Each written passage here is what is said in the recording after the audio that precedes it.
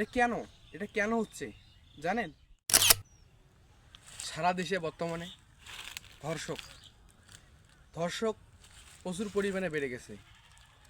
ছোট্ট শিশু আসিয়া থেকে শুরু করে সারা বাংলাদেশে অসংখ্য শিশুদের এবং নারীদের নির্যাতন করা হচ্ছে। এ কেন? এটা কোন বাংলাদেশ? এটা সুশীল বাংলাদেশে এইরকম ধর্ষক হওয়ার কথা নয়। ধর্ষকদের কঠিন শাস্তির দরকার আছে। এমনকি আমাদের লালমনিরহাট জেলায় গতকালকে তিনটি ধর্ষণের শিকার হয়েছে। কাউকে ধর্ষণের শিকার করেছে 10 টাকার লোভ দেখে ছোট বাচ্চাকে, কাউকে চকলেটের লোভ দেখিয়ে ধর্ষণ করেছে।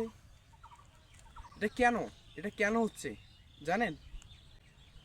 বর্তমানে দেশে ইসলামের আইন নাই, ইসলামের শাসক নাই।